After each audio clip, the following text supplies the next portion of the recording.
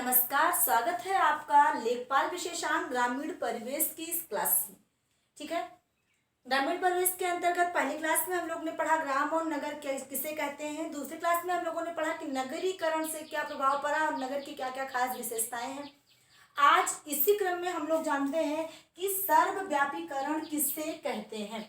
तो सबसे पहले आप लोग जानिए, समझिए कि सर्वव्यापीकरण किससे कहते हैं। सर्व माने सभी और व्यापीकरण मतलब हर जगह व्याप्त या फैली हुई कोई भी चीज, कोई भी जो है प्रथा या फिर कोई भी ऐसी विचारधारा जो एक साथ संपूर्ण समाज में व्याप्त हो गई हो, उसे ही हम लोग क्या कहते हैं, सर्वव्यापीकरण कहते हैं। वैसे मुख्य रूप से प्रथाओं के लिए सर्वव्यापीकरण शब्द आता है जब कोई ऐसी प्रथा जो नगरों, शहरों, गांवों सभी जगह एक समान रूप से व्याप्त हो, फैली हुई हो, तो उस प्रथा को हम लोग सर्वव्यापीकरण की प्रथा कहते हैं। अब बात आती है सर्वव्यापीकरण के कारण क्या क्या है। ठीक है, तो सर्वव्यापीकरण का सबसे पहला कारण कौन सा है? सांस्कृतिकरण। ठीक है, सांस्कृतिकरण है ये, ना कि संस्कृतिकरण है। तो सांस्कृतिकरण क्यों है सर्वव्यापीकरण का पहला कारण? देखिए क्या होता है कि गांव में, देखिए संस्कृति जो शब्द होता है, संस्कृति शब्द का मतलब होता है, क्या होता है? सभ्यता। सभ्यता। और सभ्यताएं वाहन करती है किसको? किसको वाहन करती हैं? परंपराओं को। तो कोई भी परंपरा, चाहे वो गांव में व्याप्त हुई, चाहे वो शहर में व्याप्त हुई, धीरे धीरे वो सभी जगह व्याप्त हो गई, फैल गई और सर्वव्यापीकरण का रूप धारण कर लिया। तो संस्कृतिकरण से क्या मतलब है कि तमाम सारी ऐसी प्रथाएं जिसको गांव के बड़े लोग, सेठ, साहूकार इत्यादि मनाते हैं और धीरे धीरे करके हम लोग भी उसको मनाना शुरू कर देते हैं, सिर्फ आदर्श मानकर। भाई वो लोग मनाते हैं तो बड़े लोग हैं तो हमको तो मनाना ही चाहिए। तो तमाम सारी प्रथाएं इसी वजह से पूरे समाज में फैल जाती हैं। चलो आज के ही क्रम को लेते हैं, पिछले क्रम, हालांकि ये जो बात कर रहा है ये होली, दीपावली, छठ, तीज त्योहार को मनाने की बात कर रहा है, लेकिन इसमें सब कुछ आते हैं। हमारे पारंपरिक त्योहार भी आते हैं और साथ ही साथ हमारे पौराणिक त्योहार भी आते हैं और इसके साथ साथ ही हमारे जो है अनुष्ठान मनाए जाते हैं वो भी इसी के अंतर्गत आ जाते हैं। बात करते हैं शादियों की। तो पहले जो शादियां होती थी उसमें मेहंदी जो रस्म थी वो हिंदुओं के यहाँ होती ही नहीं थी। ठीक है, या फिर हल्दी जो रस्म थी ये जो है संभवतः इस्लामिक संप्रदाय में नहीं होता था। और इसके साथ साथ ही तमाम सारी परंपराएं बड़ी सीमित रूप थे। हम लोग मनाते जरूर थे, फंक्शन के रूप में मनाते थे और सबके कोई ना कोई विशेष रीजन भी थे।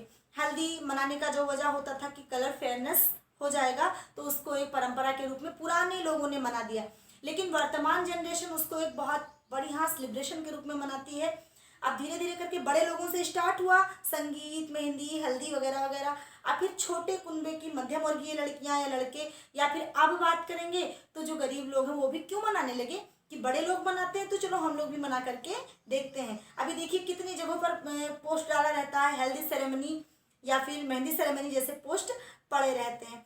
तो देखी देखा या फिर इंगेजमेंट पहले नहीं होता था, देखी देखा बड़े लोगों से छोटे लोग, फिर मध्यम लोग, फिर और छोटे लोग, फिर और छोटे लोग, धीरे धीरे करके पूरे समाज में अब वो एक प्रथा के रूप में क्या हो गया है, उसका सर्वव्यापीकरण हो गया है। कुछ लोगों ने उसमें पहली बार पंडित को बुलाया, फिर बार बार बुलाया जाने लगा, फिर अब तो सबके यहाँ एंगेजमेंट में पंडित बेचारा आता ही, बेचारा मतलब बेचारे पंडित जी आते ही आते हैं, है ना। समझ रहे हैं ना। एक रूल क्या कहता है कि बहुवचन के शब्द सदैव ही सम्मान सूचक होते हैं। समझ में आ रही है मेरी बात? अभी हिंदी पढ़ रहे होंगे, उनको ही समझ में आएगी हम क्या कह रहे हैं। जो बहुवचन है वो सदैव सम्मानजनक है और जो सम्मानजनक है वो सदैव बहुवचन है। अब पंडित जी है ना, तो इसका मतलब वो क्या है, वो बहुवचन है और जो बहुवचन है उसको हम बेचारे तो कह नहीं सकते हैं, तो पंडित जी बेचारे कहते ही नहीं। ठीक, चलिए खैर हम लोग आगे बढ़ते हैं। अगला है स्थानीय अनभिज्ञता। तमाम बार लोग किसी प्रथा के बारे में जानते ही नहीं है। जैसे बिहार वालों का पारंपरिक त्योहार है छठ पूजा। बिहार के कुछ लोग वो किसी भी प्रदेश में गए हो, उत्तर प्रदेश में चले गए हो, मध्य प्रदेश में चले गए हो, राजस्थान में चले गए हो, जहाँ भी छठ पूजा नहीं होती थी वहाँ वो लोग गए तो क्या हुआ, उन लोगों का देखा देखी, हम लोग उन त्योहार के बारे में कुछ नहीं जानते हैं लेकिन उनका देखी देखा हम लोगों ने भी वो काम करना शुरू कर दिया। तो इससे क्या हो गया, उस त्योहार का धीरे धीरे सर्वव्यापीकरण होना शुरू हो गया है। समझ में आ रहा है ना। फिर क्या है, निहित स्वार्थों की देन। तो स्वार्थ किनका होगा, स्वार्थ पंडित पुजारियों का होगा, धोबी लोगों का होगा, नाइयों का होगा, यानी जो भी लोग पुरोहित वाला काम करते हैं वो सभी इसके अंतर्गत आ जाते हैं। तमाम सारी पूजा पंडित लोगों ने सिर्फ इसलिए निकाल दी कि उससे क्या होता था, उनको दान दक्षिणा की अच्छी प्राप्ति हो जाता था। जैसे अष्टमी की पूजा निकल गई, नाग देवता की सावन में पूजा निकल गई, या इसी तरीके से एकादशी की पूजा निकल गई, या फिर शनिवार की ही पूजा निकल गई, काल भैरव वाला।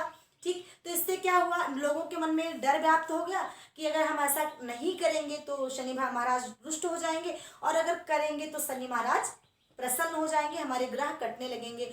और ग्रह कटने के दौरान जो भी चीज़ें हम निकालते हैं वो किसके लिए निकालते हैं, पंडित जी के लिए निकालते हैं, और या फिर जो भी पुरोहिताई करते हैं यानी हमारे नाऊ लोग समाज के, या फिर धोबी लोग, या भी जिस भी कास्ट के लोग जो है उस चीज़ों को ले सकते हैं। ठीक है, तो ऐसे में क्या हो गया कि ऐसे में निहित स्वार्थों की वजह से, है ना, तमाम सारी चीज़ें निहित स्वार्थों की वजह से विशेष किसी कौम, विशेष किसी जाति या विशेष किसी धार्मिक संप्रदाय के लोगों की वजह से सर्वव्याप हो गया, चारों तरफ व्याप्त हो गया।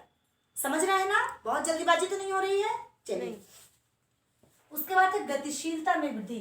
परंपराएं बहुत तेजी से हस्तांतरित होती रहती हैं, लोग आते जाते रहते हैं हमारे समाज में, गांवों से नगरों की ओर, नगरों से महानगरों की ओर, और इस तरीके से महानगरों से विदेशों की ओर भी, और इस तरीके से हमारी परंपराएं, हमारी जो रीतियां, हमारे रिवाज सभी जगह फैलते चले जाते हैं। ये भी सर्वव्यापीकरण का एक बहुत बड़ा कारण बन जाता है। समझ में आ रहा है ना। अब बात आती है सामाजिक संरचना किसे कहते हैं। देखिए, संरचना का मतलब होता है स्वरूप या ढांचा। तो सामाजिक संरचना या स्वरूप या ढांचा शहर और नगर दोनों से मिलकर के तब बनता है। ठीक है, तो सामाजिक संरचना या सामाजिक ढांचा की विशेष परिभाषाएं कुछ आपके समाजशास्त्रियों ने दी है। चलिए उनको देखते हैं, और आप लोगों को अगर आवश्यक लगे तो उनको आप लोग नोट भी कर लेंगे।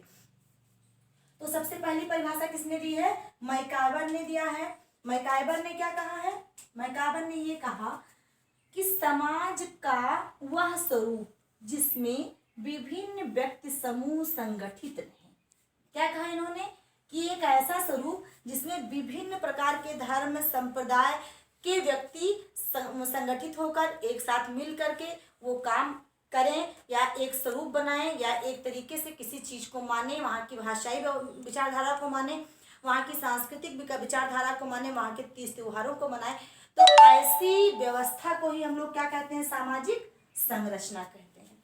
ठीक है, उसके बाद आपके डेविस ने क्या कहा कि सामाजिक परिवर्तन का तात्पर्य केवल उन संशोधनों से हुए हैं जो सामाजिक संगठन के द्वारा हुए हैं।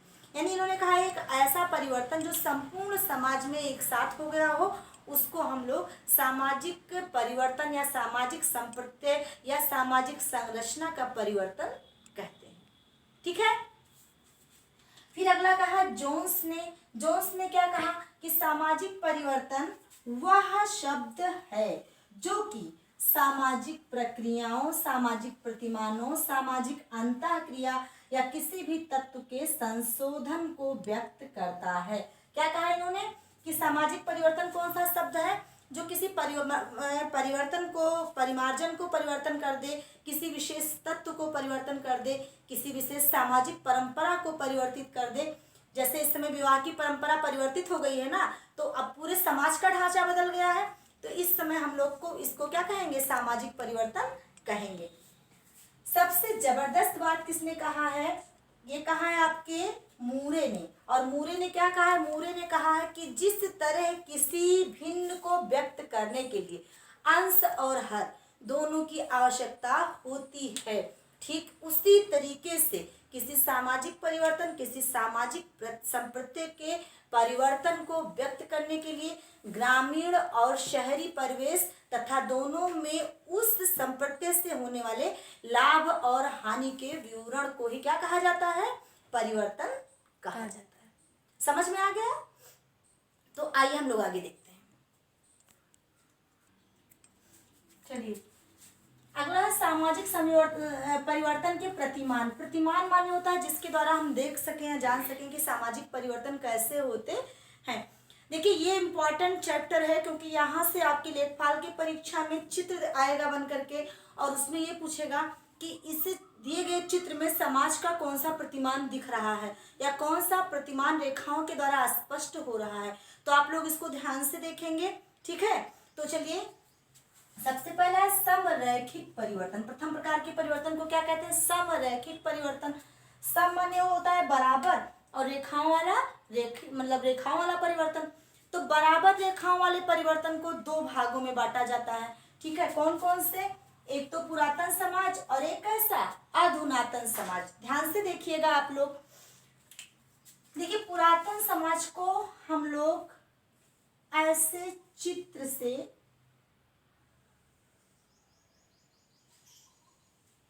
दर्शाते हैं, चित्र ए और चित्र बी। ये कैसा समाज है?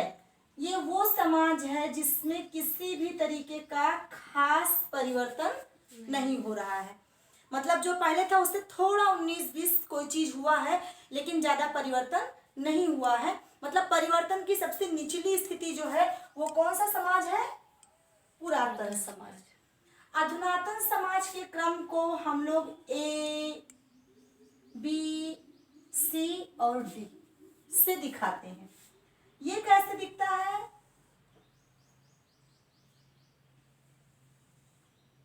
ऐसे दिख रहा है। इसके दिखने का मतलब क्या है? मान लीजिए ये ग्राफ यहां से भी जाए और ऐसे मिले तो भी बात एक ही हो रही है, या मान लीजिए डबल ग्राफ ऐसे करके और ऐसे करके ऐसे मिल जाए तो भी स्थिति एक जैसे ही हो रही है। ये कह रहा है कि जब प्रथाओं को धीरे धीरे किसी प्रथा से व्यक्ति ऊपर की ओर उठ रहा है, चाहे वो सामाजिक गतिविधि हो, चाहे वो आधुनिक विचारधाराएं हो, चाहे वो किसी चीज को विकसित करने का जरिया हो, चाहे वो उन्नति करने का जरिया हो, चाहे वो प्रगतिशील होने का जरिया हो। जब व्यक्ति निचले पायदान से थोड़ा थोड़ा ऊपर की ओर जाता है और पुराने प्रतिमानों से नए प्रतिमानों को ग्रहण करता है, तो उस स्थिति को हम लोग क्या कहते हैं? अधुनातन समाज कहते हैं। समझ में आ रहा है बच्चों? फिर है उतार चढ़ाव व परिवर्तन। ये क्या दिखाता है? कभी कुछ तो कभी कुछ। तो ये तो बड़ा आसान ग्राफ जब भी आएगा, ये देखिए उतार हुआ चढ़ाव हुआ, उतार हुआ चढ़ाव हुआ, हो गया उतार चढ़ाव। ये क्या कह रहा है? ये कह रहा है जब किसी समाज में क्या हो, कभी स्थिति दूसरी हो, फिर ऊपर की ओर, फिर नीचे की ओर, फिर देखिए अगर बात की जाए तो सबसे ज्यादा ये किस चीज की ओर जाता है? फैशन की ओर। आप सभी ने ध्यान दिया होगा। ध्यान से सोचिए और समझिए, चाहे कोई महिला हो चाहे कोई पुरुष हो, पहले की जो साड़ियाँ थी, पहले के जो कपड़े थे, पहले जो साड़ियाँ या कपड़ों का आकार था, जो हम लोग कहते थे पुरातन समाज के हैं। ठीक है, सब लोग आप लोग जानते होंगे ना, सबसे पहले साड़ी भारत में किसने पहनी थी? साड़ी सबसे पहले भारत में रविन्द्रनाथ टैगोर की भाभी जी ने पहनी थी। ठीक है, साड़ी पहनना जो था वो हमारे यहाँ की परंपरा में नहीं था। हमारे यहाँ क्या पहनी जाती थी? धोती पहनी जाती थी। तो सबसे पहले साड़ी उन्होंने पहना, तब उस समय क्या था? वो नवीन प्रतिमान था।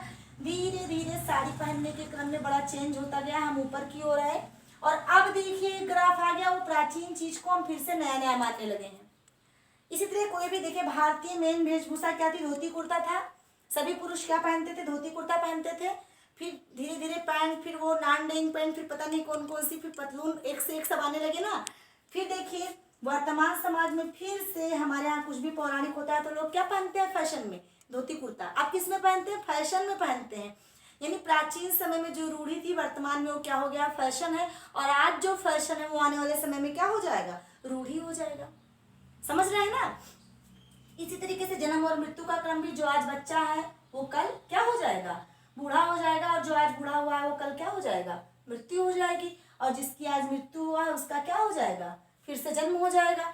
तो ये जो किसी भी चीज का, अभी बच्चे का नहीं दिखा रहा, किसी भी चीज का उद्भव हुआ, समापन हुआ, पुनर्जन्म हुआ, पुनः उद्भव हुआ, पुनः समापन हुआ, पुनः जन्म हुआ, तो इस प्रगति के तरीके को ही हम लोग क्या कहते हैं? उतार चढ़ाव का परिवर्तन कहते हैं। समझ तो गए ना आप लोग मेरी बात को? कृषि को ही ले लीजिए, पहले लोग अपने पिताजी के नाम के आगे कृषक नहीं लिखवाना चाहते थे, और वर्तमान में क्या हो गया? प्रचार इतना हो गया कि कृषक कहना क्या हो गया? एक फक्र की बात हो गया। क्या करते हैं? खेती करते हैं। ठीक है, तो इस तरीके से कोई भी प्रथा जब कभी खत्म हो, कभी वो शीर्ष पे हो, कभी नीचे हो, कभी शीर्ष पे हो, तो उस स्थिति को क्या कहते हैं? उतार चढ़ाव का प्रतिमान कहते हैं। समझ रहे हैं ना? अच्छा, उसके बाद क्या है? चक्रीय परिवर्तन। ये किसे कहते हैं? चक्रीय परिवर्तन किसे कहते हैं? तो जब परिवर्तन चक्र से दिखाई दे, चक्र का आकार कैसा होता है, गोल, तो जब ऐसे परिवर्तन दिखाई दे, है ना, ये ऐसे वाला परिवर्तन क्या दिखाई दे रहा है, कभी कुछ फिर कभी कुछ फिर कभी कुछ, यानी उन्नोत्तर वृद्धि और क्या है, नतोत्तर वृद्धि। इसको ही हम लोग कैसा परिवर्तन कहते हैं, चक्रीय परिवर्तन कहते हैं। ठीक है, तो सामाजिक परिवर्तन के प्रतिमान को हम लोगों ने कितने भागों में जाना, 3 भागों में, समरेखीय, उतार चढ़ाव और चक्रीय परिवर्तन। और जब भी ये सीधी रेखाएं दिखेंगी तो क्या दिखेगा, पुरातन समाज, तीर टाइप रेखाएं दिखेंगी तो अधुनातन समाज, और ऐसे ऐसे ग्राफ दिखाई देगा तो क्या, उतार चढ़ाव का परिवर्तन, और गोल घेरा दिखाई देगा तो क्या होगा, चक्रीय परिवर्तन। ठीक है, तो आज की क्लास को हम यहीं खत्म करते हैं। आप लोग इसको देखेंगे, लाइक और शेयर करेंगे, और जैसा भी वीडियो आप लोग को लगेगा आप कमेंट करके जरूर बताएंगे। मिलते हैं अगले वीडियो में, धन्यवाद।